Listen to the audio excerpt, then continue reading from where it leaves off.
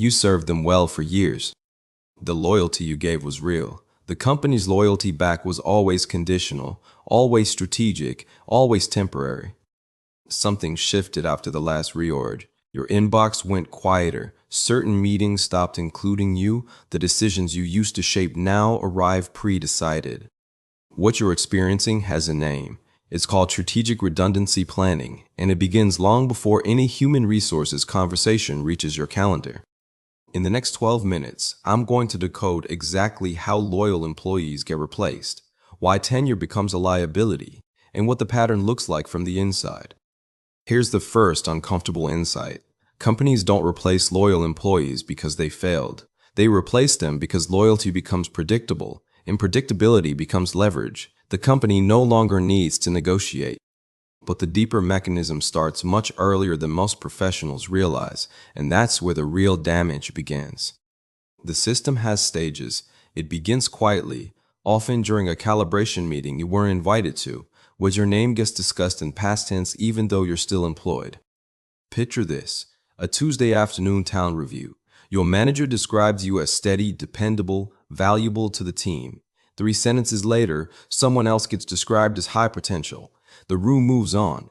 You just got categorized. That word steady sounds like a compliment. Inside the system, it's a label that quietly removes you from succession conversations for the next 18 months. This is the part nobody warns you about. Loyalty gets recoded as low ambition. Reliability gets recoded as low growth. The traits that made you trusted become the traits that make you replaceable. What looked like recognition was actually classification. And classification, once it happens, rarely gets revisited unless you force it to. Here's where the pattern accelerates. Once labeled, your visibility starts to narrow. You stop getting pulled into the rooms where reputations are built. You get assigned to the work that maintains operations, not the work that creates careers. You'll notice it in small ways first. A new project launches, and you hear about it in a group email instead of a planning conversation. A skip-level meeting happens without you. A high-visibility initiative gets staffed, and your name never came up. If this sounds like your last quarter, you're not paranoid. You're paying attention to signals most professionals are trained to ignore. The next layer is the one most people miss entirely.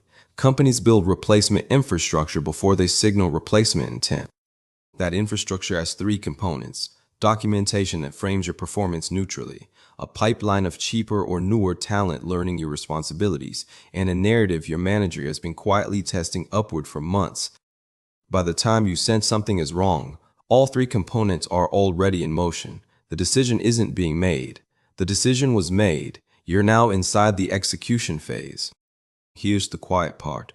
Loyal employees are expensive in a specific way the company tracks closely. Your salary has compounded, your benefits have stacked, your institutional knowledge gives you informal power that makes managers slightly uncomfortable.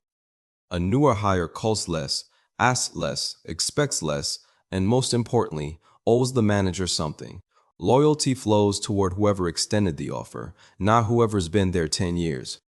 This is where it gets sharper. Tenure in the modern workplace is treated less as an asset and more as a balance sheet item than needs justification every fiscal year. You'll see this language appear in performance reviews. Words like impact, scalability, strategic contribution. These aren't neutral descriptors. They're the vocabulary used to separate the protected from the replaceable. Picture this scenario. A reorg gets announced as a strategic alignment to better serve customer outcomes. 2 weeks later, 3 roles get restructured. 2 of them belong to employees with more than 7 years of tenure. The company didn't lie. The reorg was strategic. The strategy just included clearing senior compensation from the budget while preserving the appearance of organizational growth. What looked like a process was actually a decision already made, dressed in the language of change management to make it feel objective.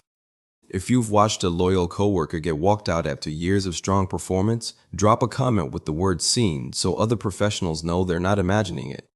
I read these comments. They tell me which patterns are spreading fastest in which industries, and they shape the next videos I make. Your experience matters here. Now back to the mechanism, because the next stage is where most loyal employees lose their leverage without realizing it. The third stage is called soft documentation.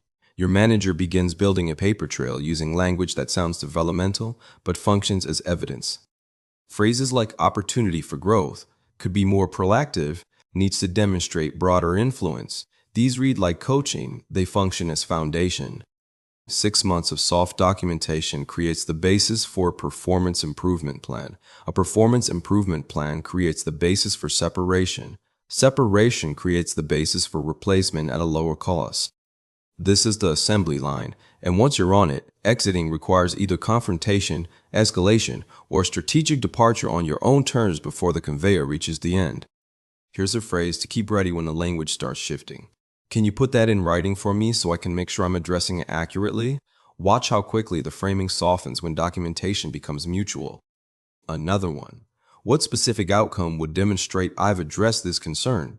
If your manager can't answer with measurable specificity, you're not in a performance conversation. You're in a positioning conversation. The pattern accelerates from here.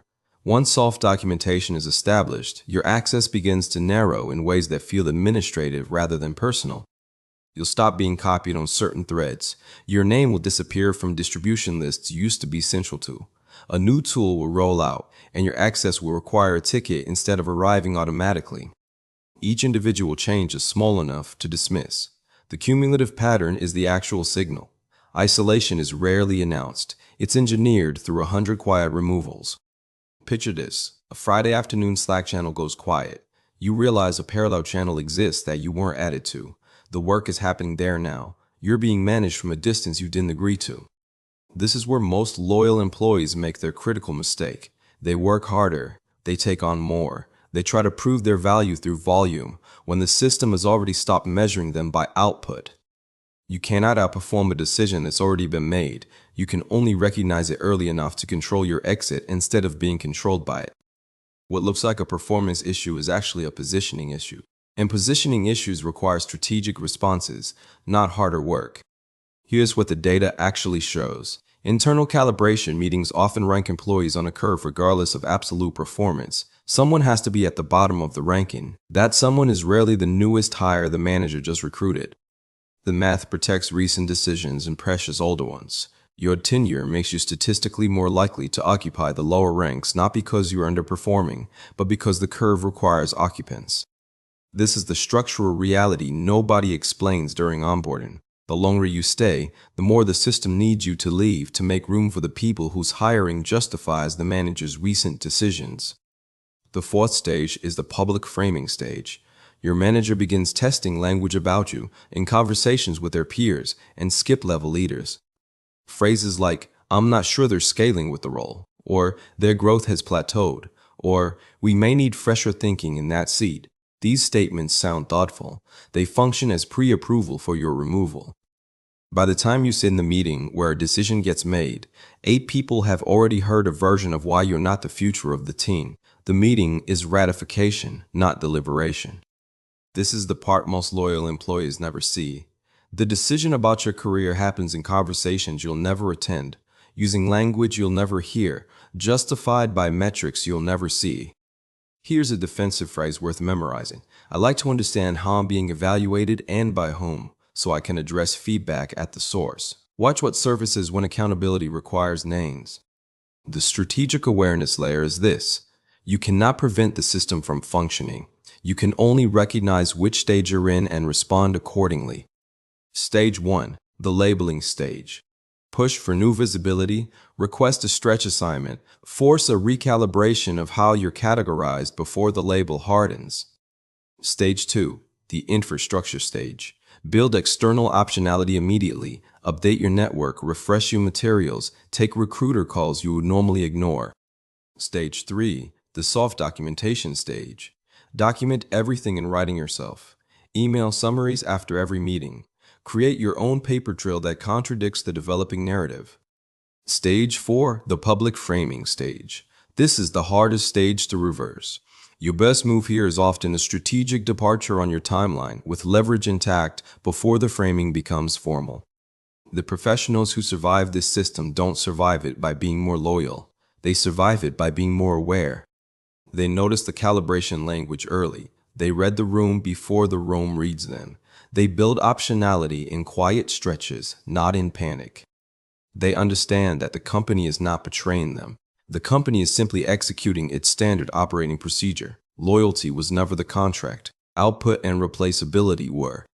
Here's the final insight that reframes everything. The employees who get replaced are rarely the worst performers. They're often the most reliable performers who stop being strategically interesting. Reliability is a gift you give the company. Strategic interest is a gift you give yourself. The professionals who balance both stay longer, leave on better terms, and rarely get caught inside the assembly line. If you recognized your own workplace in any of this, you're not failing. You're decoding a system that was designed to remain undecoded. If this video gave you language for something you've been sensing, subscribe to Marcus Office Files. This channel exists to decode the patterns nobody trained you to see. Drop a comment with the stage you think you're currently in. 1, 2, 3, or 4. I read every response, and the patterns across comments reveal which industries are accelerating fastest. Here's the final thing I want you to carry into Monday morning. Loyalty is not a strategy. It's a feeling the company will use until it stops being useful to them. Your job is not to be the most loyal employee in the room.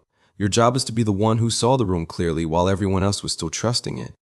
Stay sharp, stay strategic, and never let the assembly line move faster than your awareness.